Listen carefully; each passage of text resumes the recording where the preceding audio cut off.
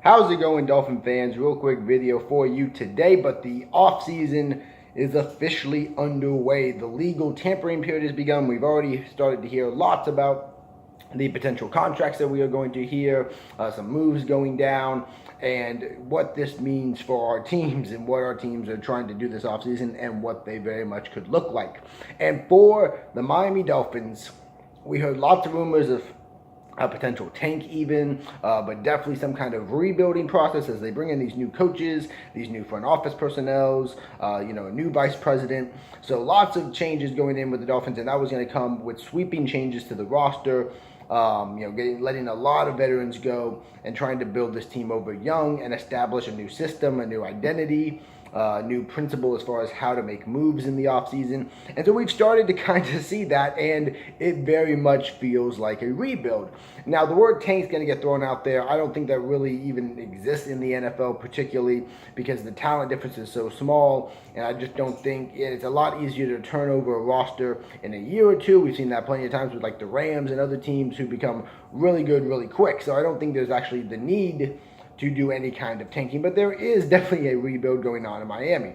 They've let, Danny Amendola and Ted Larson. They're expected to let Robert Quinn go and Cameron Wake. Their other two pass rushers, they've already let Andre Branch go. Frank Gore has walked in free agency to the Buffalo Bills. Juwan James has walked to the Broncos. The good news there is at least Miami should get a third or a fourth round pick in compensatory pick in 2020, which could be a big draft for the Dolphins. So some good news there, but obviously lots of talent leaving. The only talent they brought back is a blocking tight end from New England, Dwayne Allen, who is a veteran.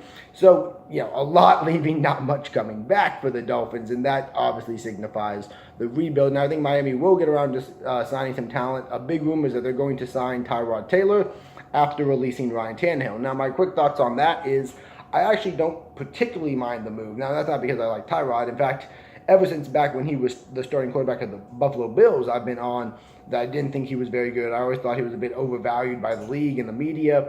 And so that's not because I'm a Tyrod fan, but if the goal next year is to just have a quarterback there who's going to suck and just be there for a little while, be there for the short term till you take it down in 2020, he fits that plan. If you just want cheaper than Ryan Tannehill, he's going to fit that plan.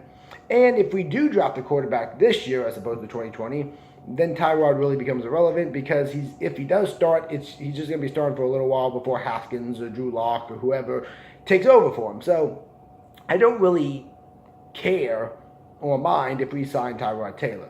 That's just my honest opinion. Some people say it ruins the tank. I don't think so.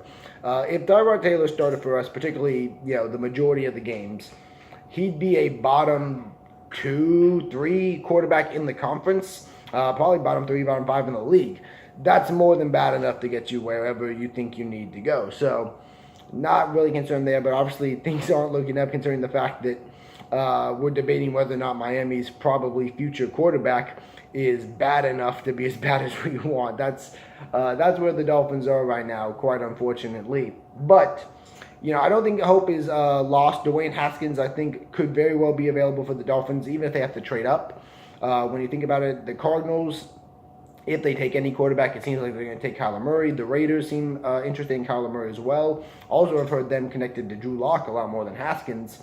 The Broncos, they've been connected to Drew Lock and Daniel Jones and those types, which makes sense because that's kind of the quarterback they've always gone after. So really, you're looking at maybe the Broncos could get in there. But really, you're looking about the Giants, the Bengals, or the Dolphins competing for Dwayne Haskins. So I think Haskins could become available. He's my number 1 quarterback in this draft class. I would be ecstatic to have him. And I think if we get him, it doesn't really matter what free agent quarterback we sign because I think he would be the franchise quarterback for the Miami Dolphins. If not, they're going to have to wait a year. What to expect in the coming weeks? More releases. Tannehill's probably going to make that list, unfortunately. Devontae Parker probably going to go. Could see Kiko Alonso or TJ McDonald head out. They may try to make some trades as well, such as Kenny Stills, Rashad Jones, and try to get some draft picks back and start doing that. They are going to make some signings, obviously. They need to fill out a roster. But I think you're going to see a lot of guys on cheap, kind of one-year prove-it deals. Maybe guys who were cut from other teams who didn't work out elsewhere. They'll give them a year or two while Miami's rebuilding to kind of prove if they're anything. And if they don't work out, then Miami can let them go.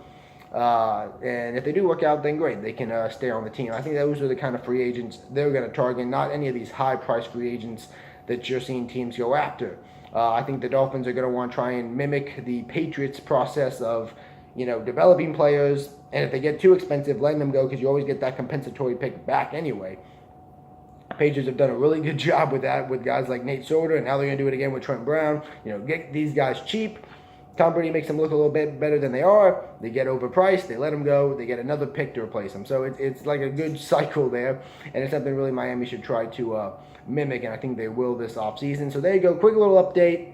About 5 or 6 cuts made already. I would expect some more. Right now, the rumor is Tyrod Taylor is going to be signed by the Dolphins to be their leading quarterback for the moment. And we will see what else goes. But any news that breaks, I will be coming to you. The offseason continues to pick up. So will the video, so will the content. But leave a like down and subscribe so that you see all of those videos in the future as far as Miami's moves and what they have in store. And I will see y'all next time.